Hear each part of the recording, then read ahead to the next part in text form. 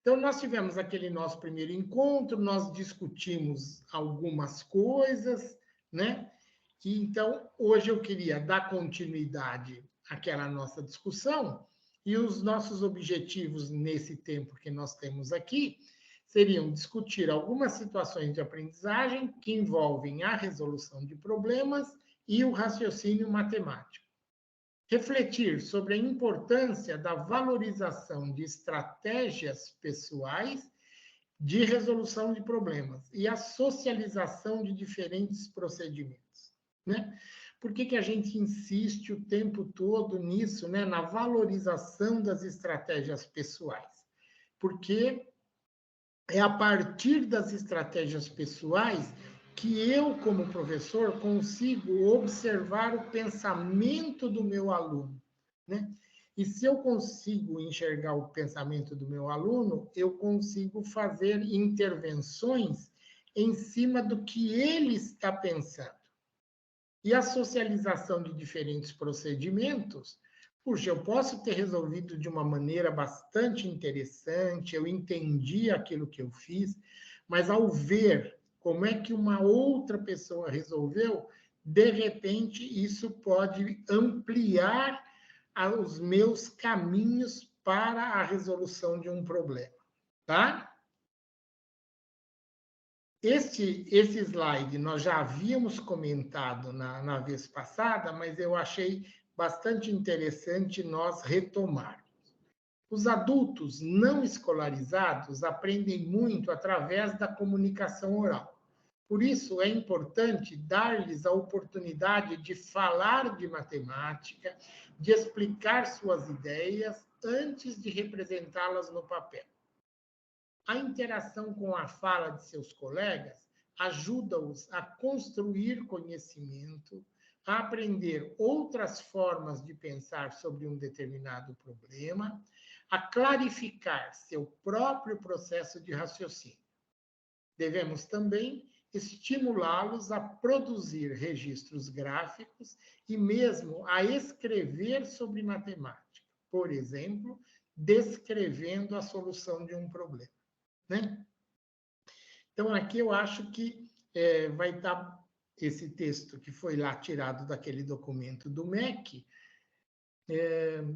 ele vai permear a nossa discussão ao longo desses nossos encontros.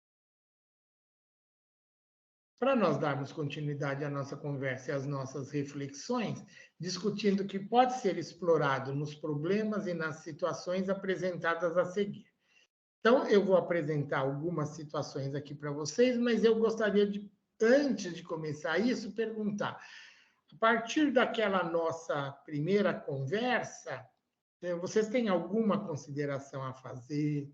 Tem alguma consideração do que a gente discutiu, que você, de repente, não fazia e você passou a fazer na sua sala de aula e você percebeu alguma alteração ou positiva ou negativa? Se vocês quiserem fazer alguma manifestação em função daquele nosso primeiro encontro. Eu dou a palavra para vocês, se vocês não tiverem, a gente dá continuidade.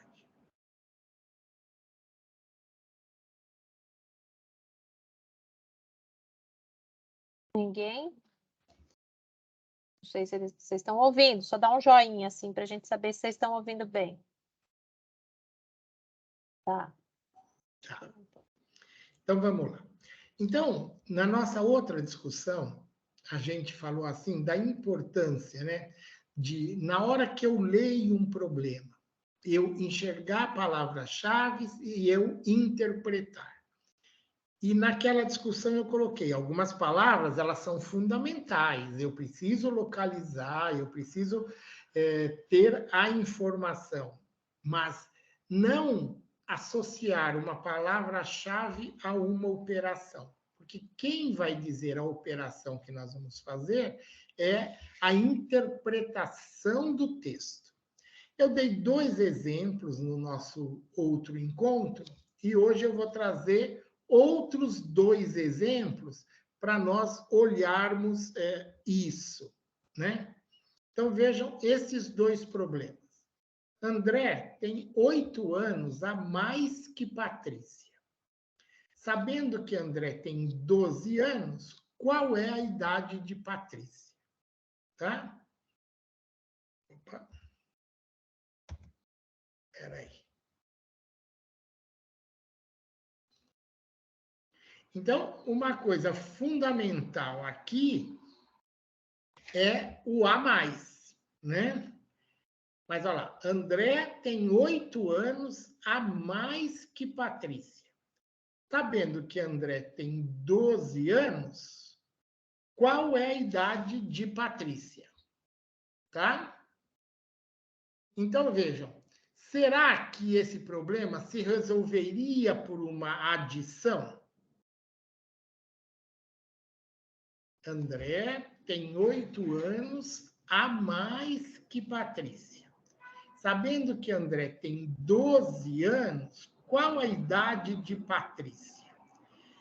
Tem gente que vai falar assim, é a mais? Ah, então eu resolvo por uma adição, né?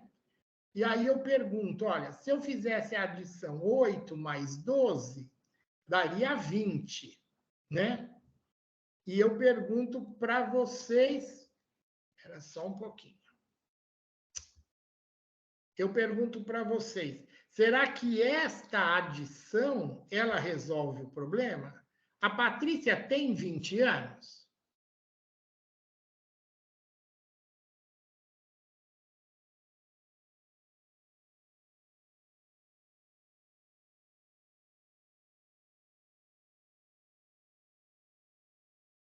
Eu poderia, assim, fazer aquela etapa da socialização, ou primeiro a etapa da validação. O que é a etapa da validação? É eu voltar para o texto e verificar aquela resposta, ela é condizente com o texto? Veja, se eu resolvesse por essa conta 8 mais 12 igual a 20, eu estou dizendo que a Patrícia tem 20 anos. Eu vou voltar para o texto. André tem 8 anos a mais que Patrícia. André tem 12 anos. E Patrícia, pelos meus cálculos, tem 20. Vocês acham que essa resposta ela está de acordo com o texto?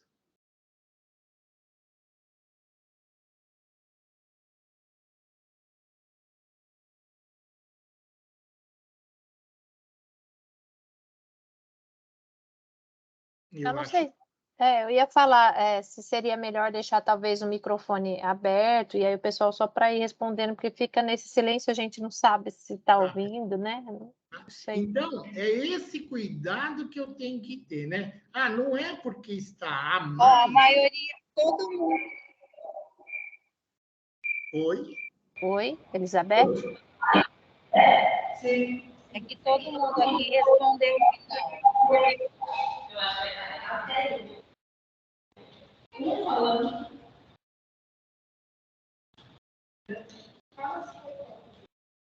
A minha hipótese, ó, o André tem, deixa eu pensar, peraí, eu não falo bobagem. O André tem 8 anos a mais que Patrícia. Sabendo que o André tem 12 anos, não é aquelas pegadinhas não, que a gente falou, o André tem 8 anos a mais que Patrícia. É 40 anos. Sabendo que o André tem 12 anos, sabendo que o André tem 12, o André tem 8 a mais. Ah, não, é o contrário, então o André tem 4, né? É a menos.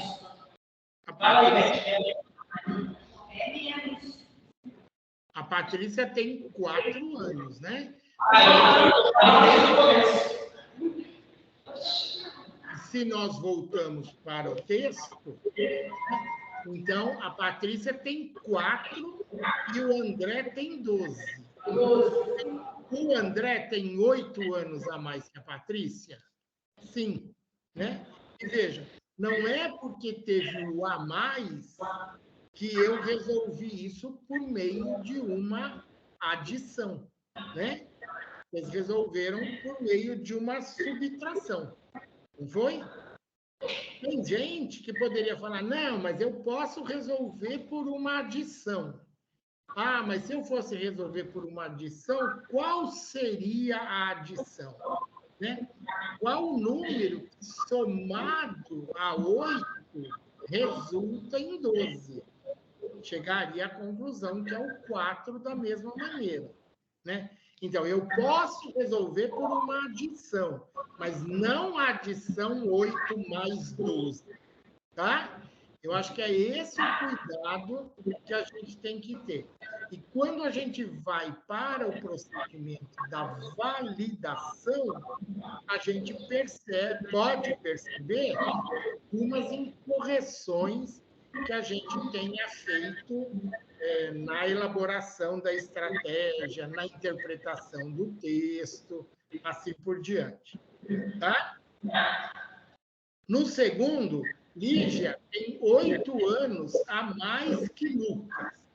A idade de Lígia é 21. Quantos anos Lucas tem? Né? Então, fiz 21 menos 8. Né? A Lígia, ela é mais velha que o Lucas. Ela é 8 anos mais velha. Tá? Então, só para colocar aqui, o cuidado de nós não é porque tem o a mais que eu vou fazer uma adição. E a gente precisa ter esse repertório para mostrar para os alunos. Porque se a gente falar para eles somente assim, não é porque é a mais que você vai somar. Mas se, de repente, eu seleciono problemas que toda vez que tem a mais, ele soma, ele vai acabar interpretando que a mais significa sempre resolver por meio de uma adição. Não necessariamente consegue interpretar o problema. Tá? Tudo bem até aí? Sim. Então, aqui a gente reforça nesse slide, podemos verificar a importância do não incentivo à procura de palavra-chave. E quando eu falo isso, eu volto a dizer, aquele a mais, ele é importante? Ele é importante. Isso é fundamental, né? Aquele termo a mais. Só que eu não posso traduzir para o meu aluno assim, se tem a mais, você vai somar. Tá? É essa interação, esse procedimento que nós temos que ser zelosos, né, para que eles não criem essa ideia. Tá bem? Agora nós vamos resolver esse outro problema e eu gostaria de verificar o que nós podemos explorar nesse problema. E hoje a gente vai discutir bastante estratégias de cálculo mental. Né? Como é que nós podemos incentivar esses nossos alunos a explorarem estratégias de cálculo mental? Tá? Então, eu tenho este problema. Eu não sei, de novo, né? Muitos de vocês acho que nunca fizeram formação comigo.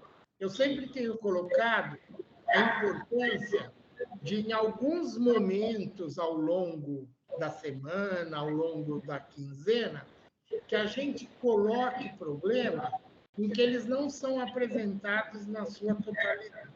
E por que isso? Né? Porque, ao apresentar esse problema fracionado, eu tenho condições de fazer com que todos leiam, com que todos possam descobrir quais são os dados, possam debater com os colegas. Nós podemos até estar fazendo perguntas. Olha, isso é um problema? Não é? O que poderia acontecer para se tornar um problema? Porque se a gente olhar, e agora eu volto na BNCC dos anos iniciais, dos anos finais, né? A BNCC, o tempo todo, ela coloca que um procedimento bastante interessante para a resolução de problemas é o próprio aluno elaborar o problema. Então, quando nós vamos nas habilidades da BNCC, nós vamos encontrar elaborar e resolver, resolver e elaborar. né? Por quê? Porque esse procedimento da elaboração faz com que eles identifiquem quais informações são necessárias para que aquele texto se torne um problema. Então, aqui a gente tem isso. Uma sorveteria está com uma promoção, né? Cada picolé custa R$ 1,50.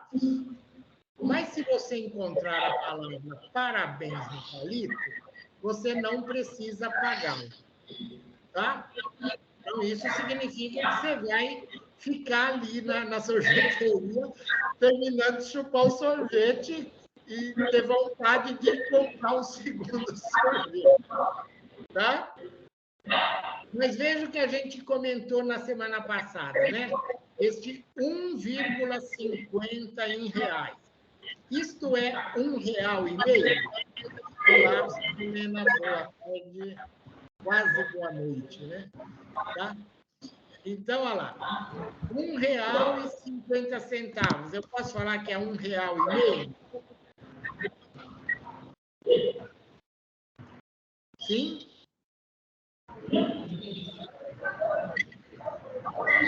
A gente pode, né? Porque 50 centavos correspondem à metade de R$1. Então, 1,50, eu estou falando de R$1,50. R$1,50. Tá? Está claro até aqui o texto? Sim. Professor, deixa eu só interromper um pouquinho. Eu havia pedido para eles abrirem o microfone até para a gente ter um feedback se está travado, se está funcionando, mas eu não sei se é só para mim, mas está dando bastante eco. Aí eu não sei se para o senhor está ruim, se é melhor eles fecharem o microfone, só abrirem quando forem responder. Aí, vocês que sabem, para mim tá Não está incomodando esse eco que está dando, às vezes, da sua própria voz ou não? Não, para mim não. Mas se achar que é melhor tirar o som deles e eles abrirem o microfone quando eu perguntar alguma coisa, ou se eles quiserem falar. Podia ficar alguém aí, se for o caso, né? Quando precisar responder, abrir, porque fica dando o eco da sua voz quando chega lá, né? Eu acho que tá ruim. Tá bom, então. Não sei. Pode ser? Professora, para a gente não está incomodando o som, mas eu vou desligar mesmo assim, aí na hora da fala eu ligo o microfone, tá bom? Tá bom. Bem? Só que antes de você fechar o microfone, só perguntando. Até aqui, nós temos um problema? Não.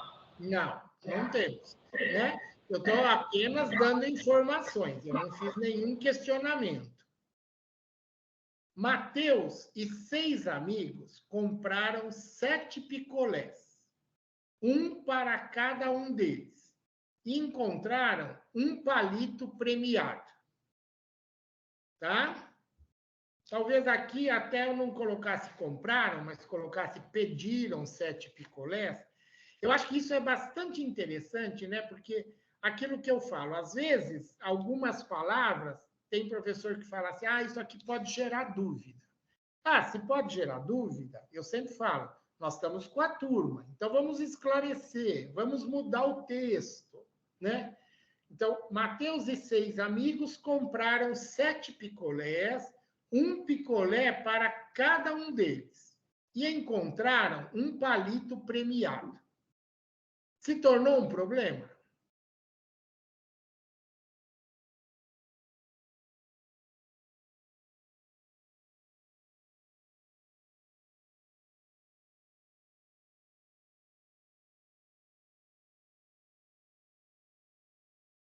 Eu, na hora que eu estava elaborando isso, eu pensei assim também. Olha, professor, a gente acha que até agora não tem problema nenhum. Exatamente, até agora não tem problema. Pode passar pela sua cabeça uma série de... ele vai perguntar isso. Ele pode perguntar aquilo. Eu posso. Mas se eu perguntar, talvez se torne um problema. Mas, por enquanto, não é um problema. Mas como é interessante com a turma, neste momento você falar assim, até aqui não é um problema. Vamos fazer alguma pergunta para que ele se torne um problema? E aí você, com o grupo, né, vai pensar em elaborar alguma pergunta para que se torne um problema. Quando a gente fala isso, você já deu uma série de informações e você quer que o aluno complete aquelas informações para gerar um problema, a didática da matemática entende que isso é um movimento de elaboração. Você não precisa pedir que o aluno elabore desde o início, né? Você pode dar uma série de informações e você pode pedir para ele completar. Com o passar do tempo, cada vez mais, ele vai se sentindo mais seguro para ele elaborar todo o problema. Mas se eu aqui perguntar para você, complete uma pergunta para que se torne um problema. Isso é uma atividade de elaboração, tá bem? Quando eu estava pensando, né, nesse problema, eu falei assim, dependendo da turma, eu poderia colocar assim, Mateus e 6 amigos compraram um picolé para cada um deles. Eu eliminaria, por exemplo, esse 7 picolés, para verificar se ele percebe, né, que eu falei dos 6 amigos, mas eu também estou me referindo ao Mateus. Então, se eu pusesse no problema, Mateus e 6 amigos compraram um picolé para cada um deles. Eles teriam comprado 7 picolés? Teriam, né? Então, tem gente que fala, essa informação não precisava ter sido colocada. Ela não precisava ter sido colocada, mas ela também não atrapalha. E, neste caso, eu entendi, em função, às vezes, do grupo que a gente está trabalhando, é uma informação que vai facilitar a interpretação, tá? E olha que interessante também, alguns cuidados, né? O 6, ele está em algarismos. E o Mateus está falando do nome do Mateus, que é o mais um, né? Tá certo? Outra coisa, muitas vezes, os alunos eles foram tão trabalhados que todos os números que tem no texto precisam ser usados. Então, de repente, tem gente que vai pegar esse 6, com esse 7, com esse 1 do palito aqui na linha de baixo, né? E vai falar assim, tem 14. 14, se alguém falasse assim, tem 14, eu perguntaria, 14 o quê? Porque, veja, 6 está se referindo a amigos, 7 está se referindo aos picolés, e 1 está se referindo ao palito premiado, né? Tá certo?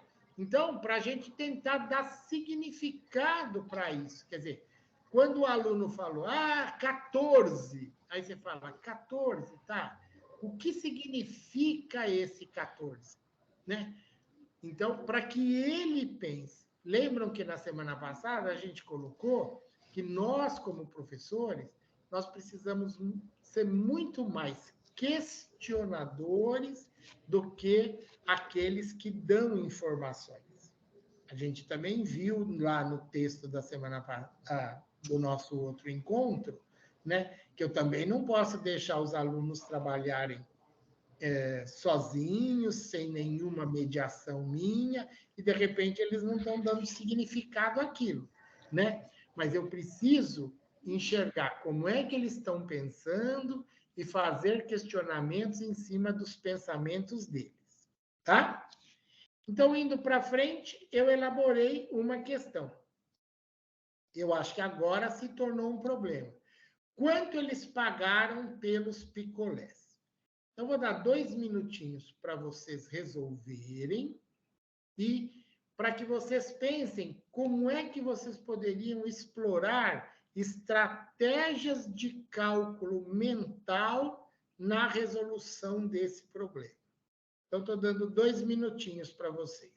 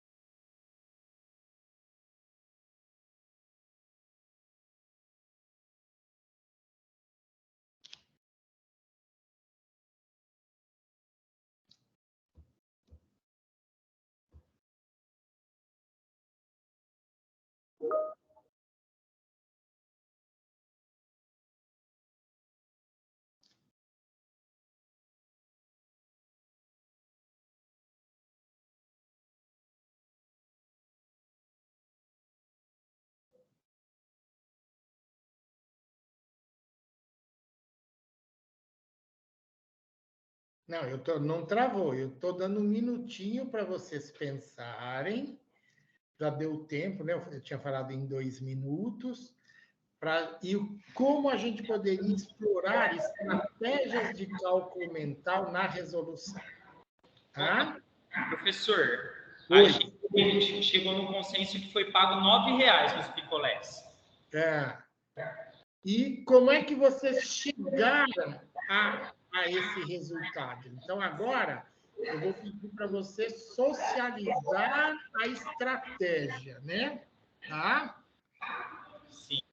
Se você se socializar... Você multiplica 7 vezes 50 e tira o pecado, mais ou menos 50.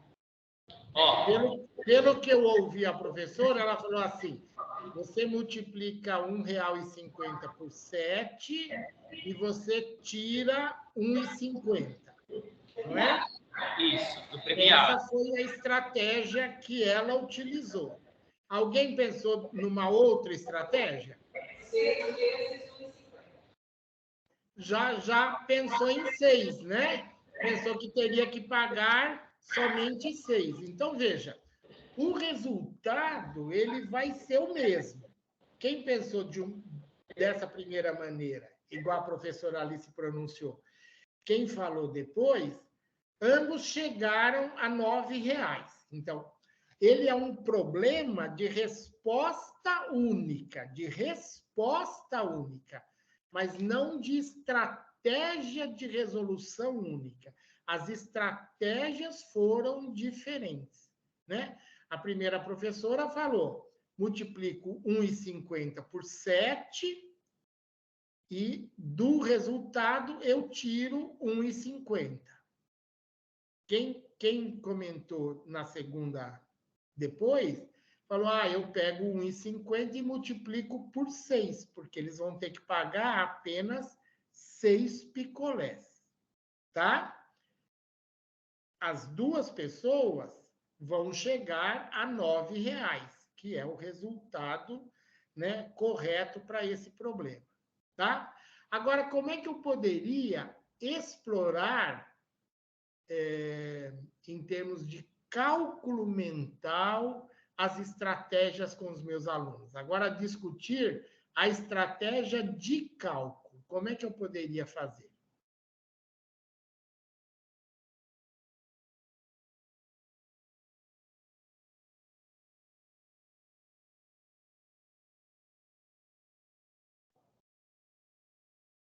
Professor, a gente socializou a ideia de que a gente questionaria os alunos assim, como que vocês chegaram nesse resultado? Aí, a partir daí, a gente ia verificar se estava certo o que eles pensaram ou não, já que existem duas formas, né? Exatamente. Acho que isso é um movimento que deve ser sempre feito o tempo todo. Como é que você pensou? E aí, eu, como professor, eu preciso estar atento às etapas que ele utiliza para eu validar ou para eu fazer questionamentos para que ele reflita sobre aquilo que ele pensou. Eu trouxe aqui, né, esta solução. Houve o pagamento de 6 picolés. Eu sei que um picolé custa R$1,50. Eu quero saber o preço de 6. Mas não necessariamente eu vou direto para uma multiplicação por 6. Eu até poderia fazer a multiplicação por 6, né? Mas eu pensei assim, se um picolé custa R$1,50, 2 picolés vão custar o dobro de R$1,50, R$3. Se eu sei o valor de 2 picolés, eu posso saber o valor de 6 picolés? Que cálculo que eu poderia fazer para passar do 2 picolés para os 6 picolés?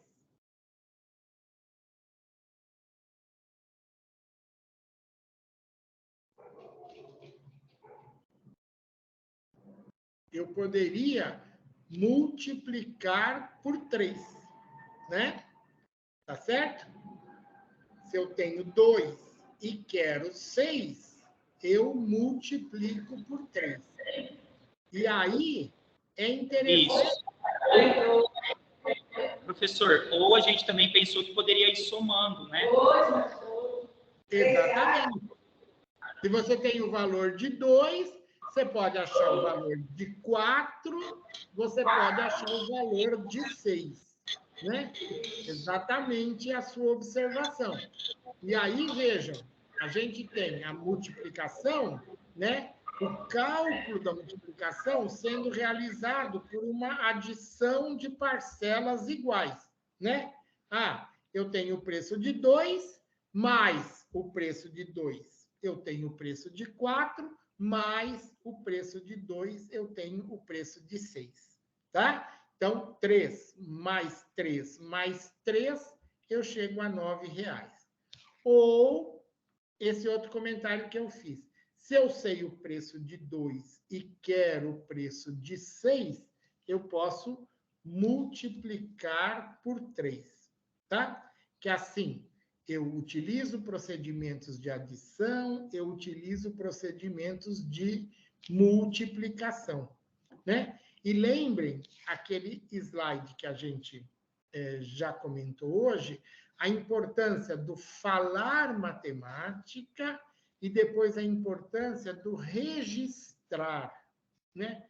Então, a partir daqui, você pode... Eu não coloquei o registro da adição, o registro da multiplicação, né? Mas você pode incentivá-los a fazerem os registros correspondentes à adição, os registros correspondentes à multiplicação. Tudo bem até aqui?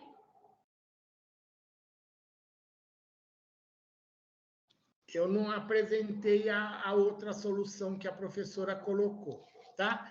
Toda vez que eu fizer algum trabalho com vocês, esses slides eles vão estar à disposição de vocês, caso vocês tenham interesse em utilizá-lo, caso vocês tenham interesse em discutir alguma coisa novamente, tá? Mas eu sempre gosto de, depois que eu faço a formação, eu fazer alguns slides para complementar o que foi a nossa discussão. Então, aí eu vou criar um comentário em cima do que a professora formulou. Vou primeiro multiplicar por 7, depois eu vou retirar o valor de um picolé. Tá certo? Provavelmente amanhã a professora Helena recebe esse conjunto dos slides já reformulado e aí ela disponibiliza para vocês. Tá bom? Quando nós discutimos também na outra semana temas que podem ser interessantes para trabalhar com os alunos, né? A gente tinha a discussão da cesta básica. Então, eu trouxe aqui um pequeno comentário sobre a cesta básica e a gente vai discutir um pouquinho uma atividade que envolva o valor de parte de uma cesta básica. A cesta básica é uma lista de produtos considerados essenciais para a subsistência de uma pessoa. Ela pode contar apenas com alimentos, e aí seria uma cesta básica alimentar, ou também com itens de higiene de primeira necessidade. Em 1938, o governo brasileiro estabeleceu em lei uma lista de alimentos e suas respectivas quantidades para que um trabalhador em idade adulta consiga garantir sua saúde e bem-estar. Essa lista foi chamada de Cesta Básica Nacional. A Cesta Básica Nacional, que foi considerada no tópico anterior, é composta por 13 produtos: carne, leite, feijão, arroz, farinha, batata, tomate, pão, café, banana, açúcar, óleo e manteiga. Então, essa era o que estava lá naquela legislação de 1938.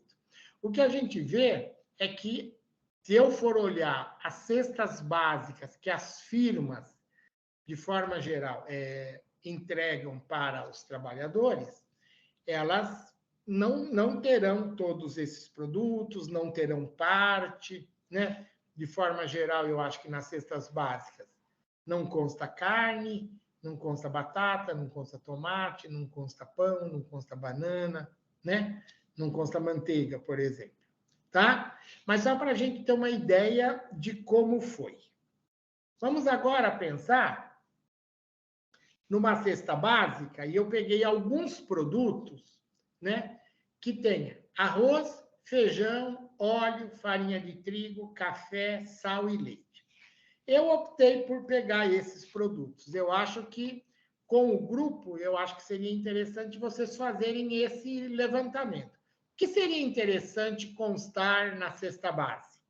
Ou o que consta na cesta básica que grande parte de vocês recebe ao final de cada mês, ou no início do mês, tá? E vamos fazer um levantamento de qual seria a quantidade necessária para a nossa família, qual seria o preço que, de forma geral, a gente encontra no supermercado para esse produto e o preço total, né? Então, algumas coisas nós vamos consultá-los e, a partir dessa consulta, nós vamos realizar cálculos, tá? Acho que é sempre importante aqui, na hora da gente fazer o levantamento, a gente tentar obter informações sobre as quantidades, assim, arroz, quantos quilos? De forma geral, um pacote de arroz tem quantos quilos? E aí a gente explorar as unidades de medida de massa. No caso do óleo, uma embalagem de óleo, de forma geral, tem quanto? E aí nós vamos pensar na capacidade. A mesma coisa com o leite, né? Então, a gente explorar isso, explorar a simbologia usada nessas unidades de medida. Então, eu pensei aqui em algumas coisas. Pensei numa família razoavelmente pequena aí, né? Por mês, eu gastaria 2 pacotes de 5 quilos de arroz, 3 pacotes de 1 quilo de feijão, 2 embalagens de óleo ou 2 latas de óleo. Eu acho que é bastante comum a gente usar o termo lata de óleo, mas é que, de forma geral, o óleo não é vendido mais em lata, né? É sempre vendido em embalagem plástica, né? Tá? Alguns azeites ainda são vendidos em lata, né? Mas eu acho que o óleo de soja, de forma geral, por isso que eu usei o termo embalagens, tá? E poderia até complementar. Quando é óleo, essa embalagem, ela é de quanto? Vocês podem me falar? No caso do óleo, cada embalagem tem quanto?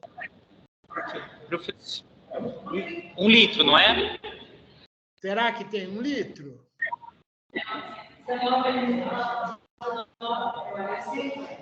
900 ml. 1 litro. Vamos falar que é 1 litro, vai. Isso. Vamos falar que é 1 litro, mas de forma geral são 900 ml, né? Hoje em dia, a gente praticamente não acha mais a embalagem de óleo de 1 litro, né? 900 ml. E aí você falou ml. E aí vale a pena a gente discutir com eles. O que significa esse registro ml, né? Pode ser que seja super comum eles verem isso nas garrafinhas de água, nas latinhas de refrigerante, de cerveja, né? O que é o ml, né? São os mililitros, né? E aí você explorar a relação entre o mililitro e o litro. Acho que isso que é importante, né? A gente está atento na aula para que tudo que apareça naquele momento possa ser resgatado e a gente possa trazer essa informação.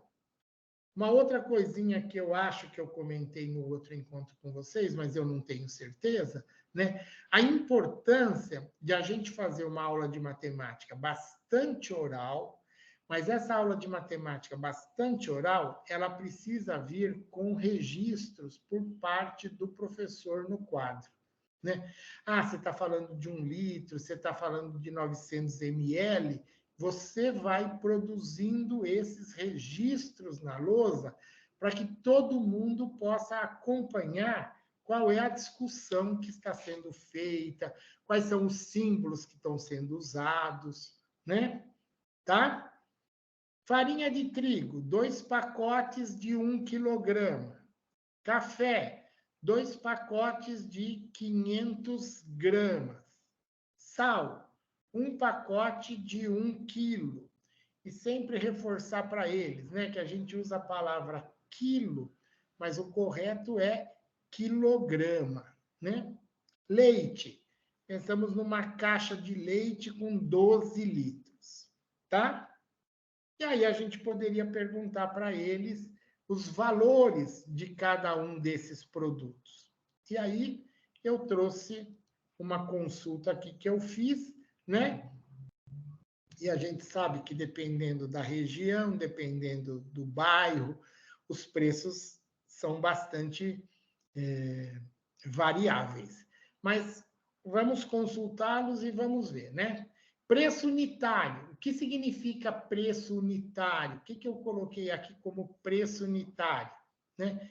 Eu estou considerando que esse arroz é vendido em pacotes de 5 quilos. Então, o preço unitário é o preço de 1 pacote de arroz. De forma geral, está variando aí de R$15 até R$30, né? Está sendo comum aqui em São Paulo a gente encontrar pacote de arroz a R$28, R$30 o quilo. O quilo não, o pacote, né? Feijão, também coloquei, acho que um preço aqui um pouquinho baratinho, né? R$7,80 cada pacote de 1 quilo. Acho que está beirando também os R$10 aí. Embalagem de óleo, abaixou um pouquinho, estamos conseguindo encontrar por R$8, por R$7,50. Eu coloquei aqui R$8,20. E aí, citei os preços de cada um desses alimentos. Agora, o que eu gostaria de vocês?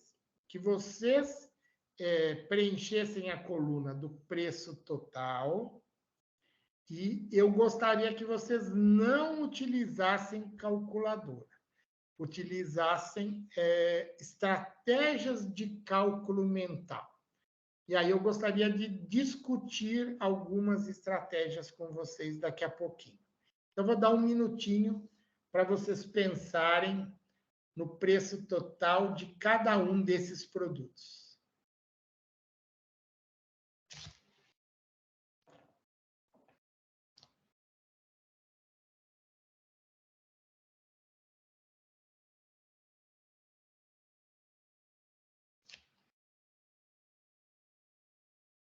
Desculpa, o moço que está abrindo o microfone lá na Neja, né? No Neja, né? Oi, meu nome é Estevão, eu sou professor aqui de Educação Física da escola. Ah, tá bom, então, me desculpe. A gente está fazendo um cálculo aqui, a gente vai falar tudo já. Tá bom, então. Já sabem aí? Já? Então, quer que a gente já fale os valores, professor?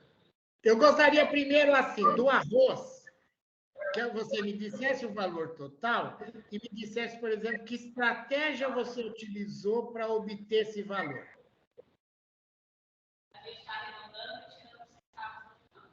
A professora falou que arredonda o valor e depois tira os centavos do final. Então, por exemplo, R$19,90 virou 20. 20 mais 20, 40, menos 20 centavos, R$39,80. É isso? Eu faria de outro jeito. Eu somo. Mas eu vou começar a fazer do seu jeito. Normalmente eu somo, por exemplo, 19 mais 19 e depois eu somaria mais 1,80. Não, mas é muito mais fácil fazer. Então seria esse o caminho. Então, Estevão, acho que isso que a gente está vivenciando aqui, exatamente o que eu acho que é fundamental que seja vivenciado na sala de aula, né? A socialização das estratégias. Veja, A professora se pronunciou, você falou, eu não faria assim, mas eu acho que a partir de agora eu vou fazer assim, né? E é isso mesmo que a gente quer, que a gente veja outras maneiras. E aí a gente vai verificar. Puxa, a minha maneira continua sendo mais interessante para mim. Ou então, não, olha, vi a maneira do colega e achei a maneira do colega mais interessante. Eu vou passar a utilizar a maneira dele. É isso mesmo que a gente espera que aconteça no ambiente da sala de aula, que seja esse movimento que aconteça na sala de aula. Mas você ia falar alguma coisa e eu interrompi, pois não. É que, às vezes, corta, por causa da internet, a conexão, dá uma travadinha. Mas a gente conseguiu entender, sim, que a ideia, a gente acaba ouvindo um companheiro falando e a gente acaba até identificando uma forma melhor de se fazer, né? Exatamente. Né? Isso. É a questão de vocês não falar, conversar, não usar essa, é isso que você está falando, né? Bem legal. Que a aula, sendo através de um diálogo com os alunos, propicia esse momento de que a gente ouve outras formas, né? E isso só vem através do diálogo. Exatamente. Os professores aqui são... Tá? Vamos fazer mais um cálculo aqui, né? Do feijão. 3 pacotes de feijão a R$ 7,80. Quanto vai dar total?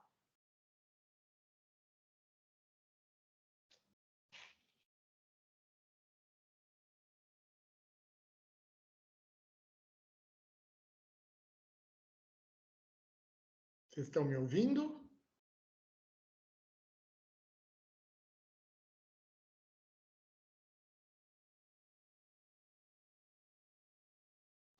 Acho que deu uma travadinha lá, professor. Eu acho que sim. Acho que tá voltando. Ó, professor, deu 23,40. E aí a estratégia foi a mesma. Por 8 e depois tirou 40 centavos. Você considerou R$ 8, né? Pegou Professor. 3. Oi.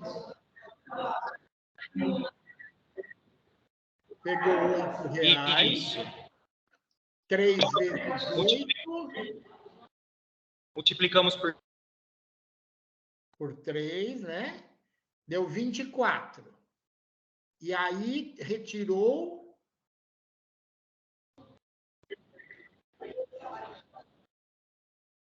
Isso. E retirou quanto? 60 centavos. Ah, tá.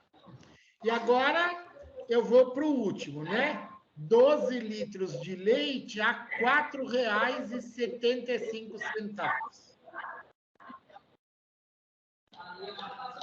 Aí eu faço 10 vezes 4,75, mais, então, mais 9, faço aí.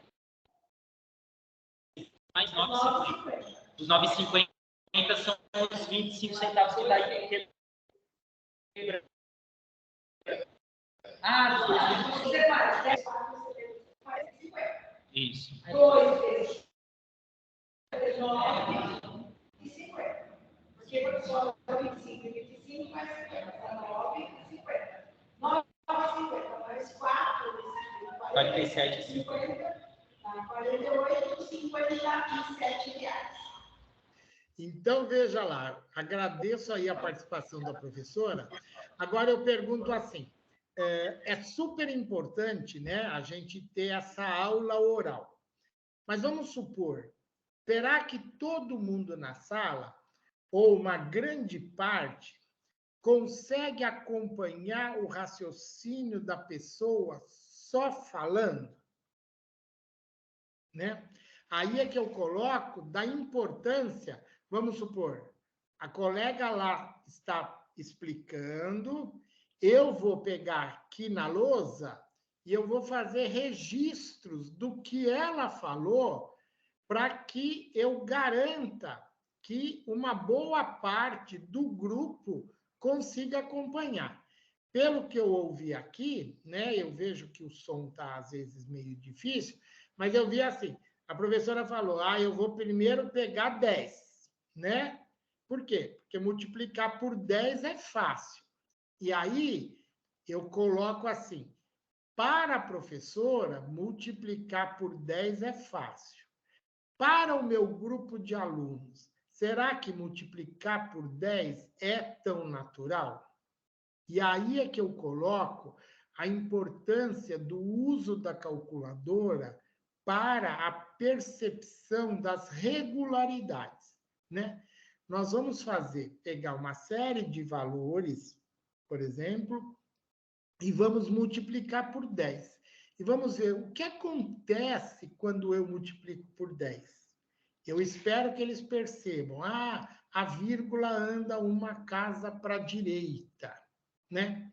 Aquilo que muitos de nós aprendemos como uma regra, faça assim que dá certo, o que eu espero é que eles utilizem a calculadora, a gente construa uma tabela e aquela regra ele consiga perceber. Olha, toda vez que eu vou multiplicar por 10, eu posso fazer assim. Se for 15 vezes 10, é só acrescentar o zero. Mas se for 1,50 vezes 10, vai dar 15. Né? A vírgula que estava no 1, ela passa a estar depois do 5. Né? E a gente consegue perceber essas regularidades. Aí, veja, a professora colocou, e acho que isso que é fundamental, estar no registro para que os colegas entendam. Eu faço 10 vezes 4,75. A professora falou, deu 47,5. E os outros dois?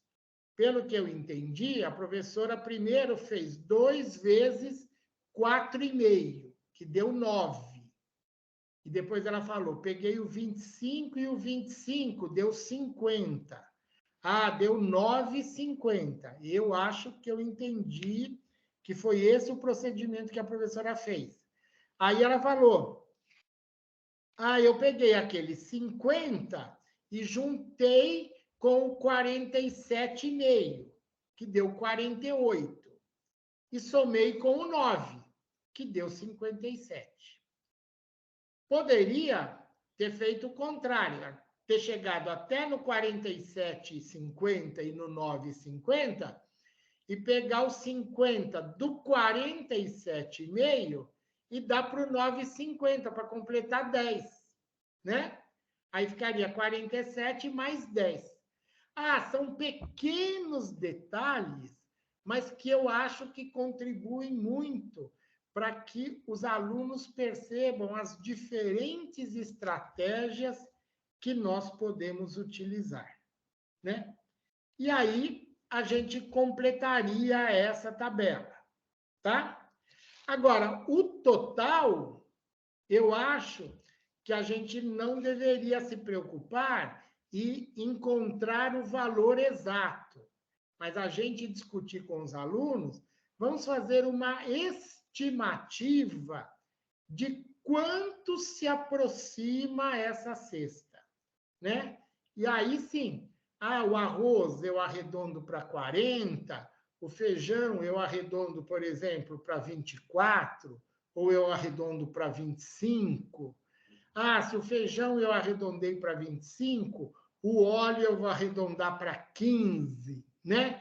E a gente vai fazendo arredondamentos, né? E encontra um valor aproximado, tá? Para encontrar o valor total, eu acho que nada impede que a gente utilize a calculadora, né? E eles se apropriem do uso da calculadora, quer seja numa calculadora convencional, quer seja na calculadora do celular, né? Aquilo que a gente discutiu a semana passada. Eu não sei se o grupo de alunos de vocês utilizam o celular, eu acredito que a grande maioria deva utilizar, mas será que ele sabe utilizar o recurso da calculadora do celular? Eu acredito que muitos sim, mas acredito que também existam aqueles que não, né? E a gente pode agregar, né, essa prática para a sala de aula, tá? Querem fazer algum comentário até aqui?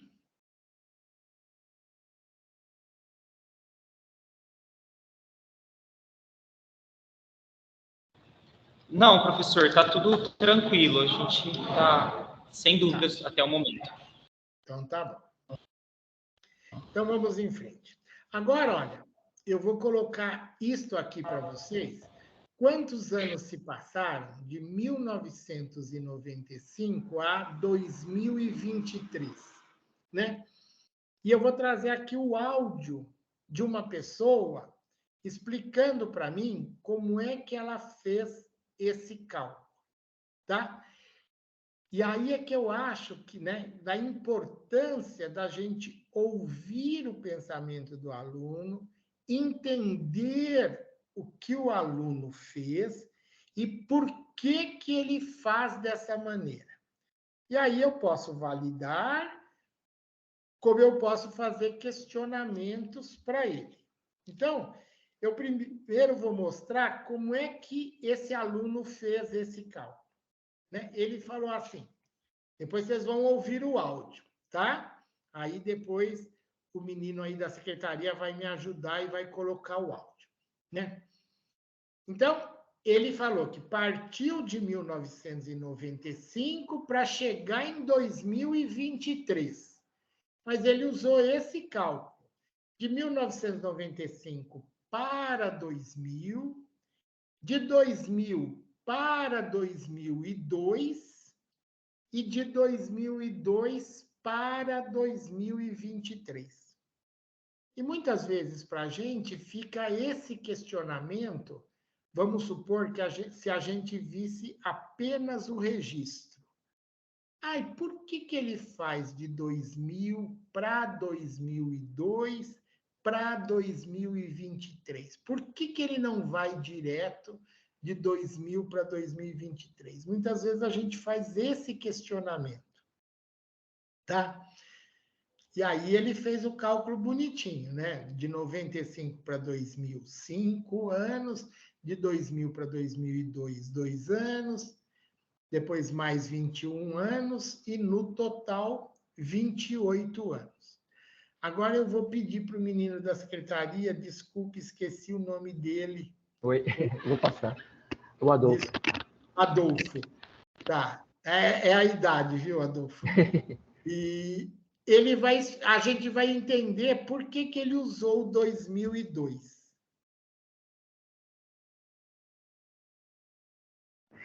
Entendi perfeitamente. Às vezes, professor, quando minha mente não está muito boa, assim, muito boa não, né? Quando não estou com muito pensamento, né? Muito ansioso, aí eu penso assim, ó. Esses dias aconteceu, eu estava vendo no Facebook umas coisas no Facebook, aí vinha uma data lá, 1995. Aí eu digo, para a data de hoje, para a data de 2023, quantos anos tem isso acontecido? Aí eu somei assim, eu somei 1995, mais 5 anos, né? Aí vai dar 2000, aí eu já somo 5 anos. Aí a data que eu nasci foi 2002, aí eu somei de 1995 mais 5 anos, aí dá 5 anos, né? Aí para 2002, aí já dá mais 2 anos, né? Que é 1995, aí pula para 2000, aí 2000, aí 2001 e 2002, aí já vai 7 anos, né? Aí para a data de hoje, 2023, se eu tenho 21, aí então no caso é 21 mais 7 anos, que no caso vai dar 28, não é assim? Entendi a forma de raciocínio. De vez em quando minha mente acha uma luzinha assim, aí eu consigo fazer uma conta rápida assim, mas é muito raro. Vamos lá, vamos lá.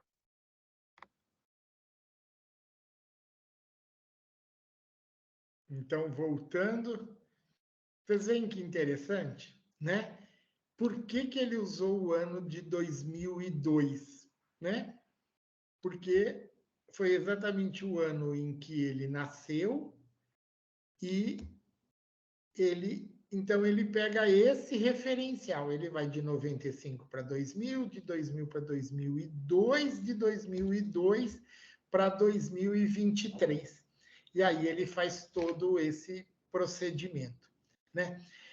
E muitas vezes nós, como professores, vamos falar assim: ah, mas é muito mais fácil fazer desse jeito. Mas o importante não é o que é mais fácil, né? O importante é sempre a gente perceber por que que a pessoa fez daquela maneira, né? Por que que ela usou aquele procedimento. Aquele procedimento está correto? Está correto, né? E eu acho que é isso que a gente o tempo todo tem que estar valorizando, porque quando a gente entende o pensamento dele, a gente pode fazer intervenções. Ah, ui, caiu o sinal de vocês. Deixa eu só perguntar, vocês conseguiram ouvir o áudio por inteiro?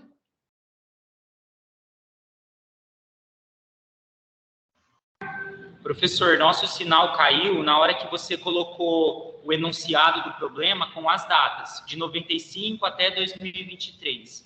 Dali para frente a gente não ouviu mais nada. E Tá bom. Isso. Tá, então eu só vou colocar aqui de novo, ó. Então vamos lá. Quantos anos se passaram de 95 a 2023? Aí uma pessoa estava me explicando, né? Espera aí que eu não estou conseguindo também fazer o slide para frente. Espera aí. Professor? Oi. Isso, clica naquele botão controlar, né? Tá. Então, olha lá. A pessoa falou assim: ah, olha, eu calculei de 95 para 2000, de 2000 para 2002 e de 2002 para 2023. Ah, eu percebi que de 95 para 2000 foram 5 anos. De 2000 para 2002, 2 anos.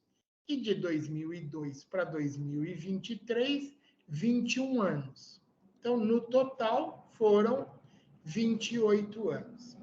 E aí, às vezes a gente fica assim, quando a gente vê o registro, a gente fala, puxa, mas por que que ele usou 2002? Né? E muitas vezes eu falo, o nosso questionamento não tem que ser por que que ele usou isso, mas tem que ser o que ele fez está correto? Está correto. Eu vou validar? Eu vou validar. Eu posso perguntar para ele apenas para eu tentar entender por que que ele utilizou esse procedimento. E aí eu vou pedir de novo para o Adolfo colocar o som para vocês verem a explicação da pessoa.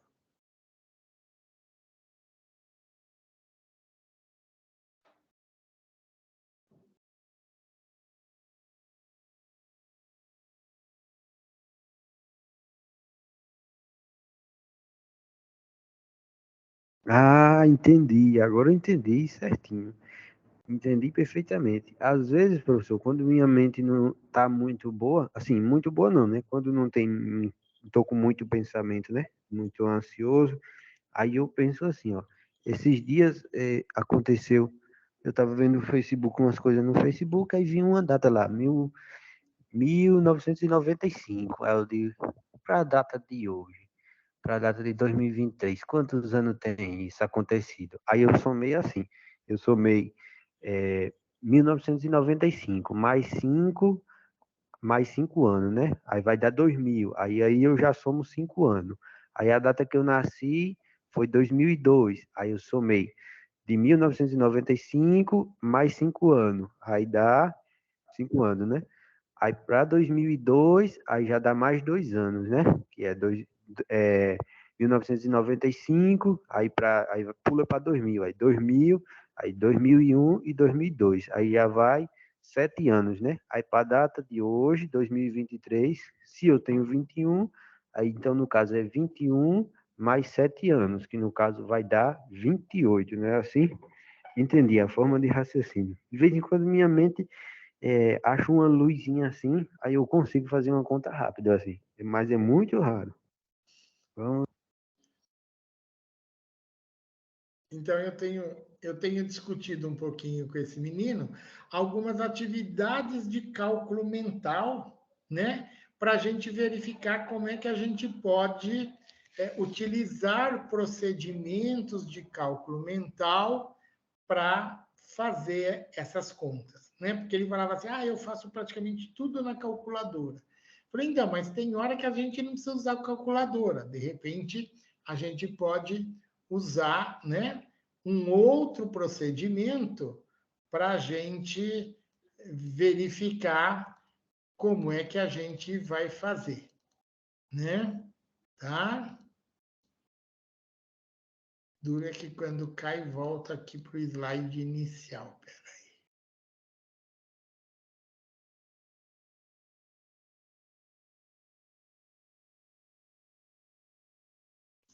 Deu para entender por que ele faz uso do 2002, né?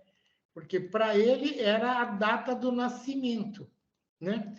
E aí ele utilizou essa informação, né? Que ele já sabia que de 2002 para 2023 tinha 21 anos, né? E acho que esse questionamento é que não cabe, né? Não cabe eu questionar, cabe eu entender por que ele fez uso disso, tá? Aí eu discuti com ele, que olha, então você podia, né, já que você já estava em 2000, não era fácil calcular de 2000 para 2023? Aí ele falou, é fácil. Eu falei, então, né, você poderia fazer esse cálculo de 2000 para 2023, considerar o 23, e vai naquele comentário do colega, né? Eu não faço assim, mas olha, eu posso passar a fazer assim porque eu vi uma outra maneira de realizar. E o nosso tempo de hoje está quase acabando, mas eu quero só passar mais isso. Aí a gente discutiu, né? Eu estou discutindo com ele todo esse procedimento de cálculo mental por WhatsApp, né? É por isso que está tendo as gravações só em som, né? E não vai aparecer quem é a pessoa que está fazendo, tá bom? Aí, quantos anos se passaram de 1987 a 2025? Aí, ele já faz este procedimento. De 1987 para 1990. De 1990 para 2000. E de 2000 para 2025. E olha, que se eu considerar, né, este registro no quadro, eu garanto que muita gente consiga acompanhar o procedimento que está sendo feito. São 3 anos, são mais 10 anos e são mais 25 anos. No total, 38 anos. Tá? E eu vou pedir para o Adolfo colocar o segundo áudio para a gente.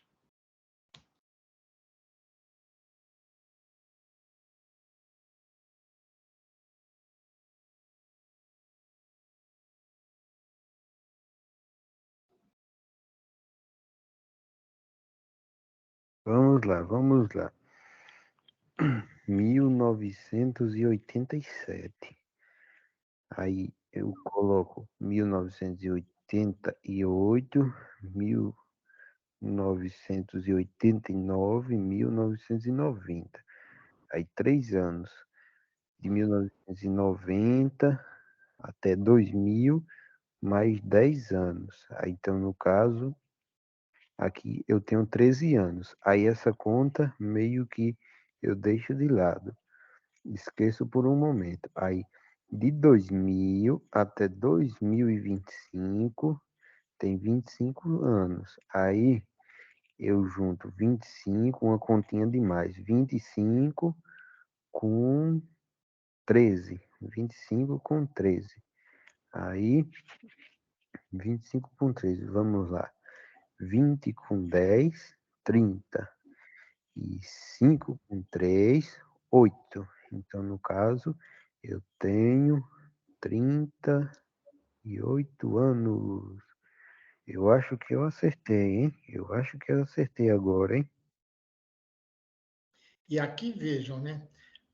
Eu acho que dá um exemplo bem claro da importância do cálculo mental, né? Por que a didática da matemática hoje valoriza tanto a questão do cálculo mental?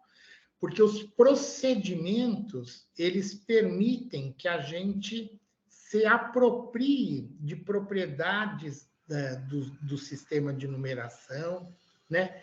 O valor posicional, né? Quando ele fala 25 mais 13, né? 20 mais 10, 5 mais 3, né?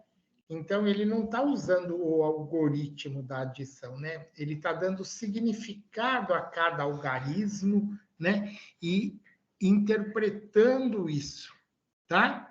E aí, acho que é por isso que a gente hoje insiste tanto em que o professor, na sala de aula, ele realmente incentive essas estratégias de cálculo mental. Tá bem? Eu acho que o nosso tempo está quase terminando, né? E eu gostaria, então, de agradecer aí a participação de vocês, a presença de vocês, né? Os comentários que vocês fizeram.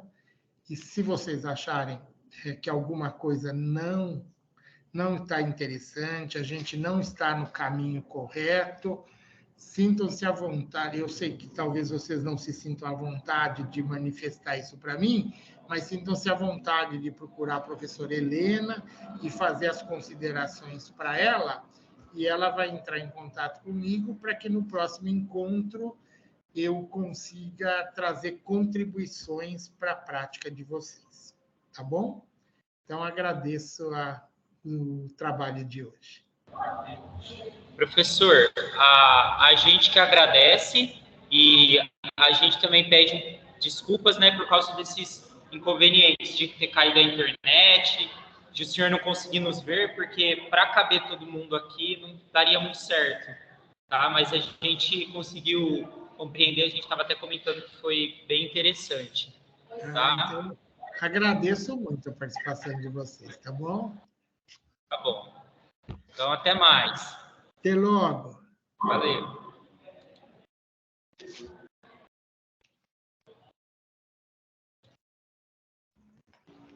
Helena, o seu microfone.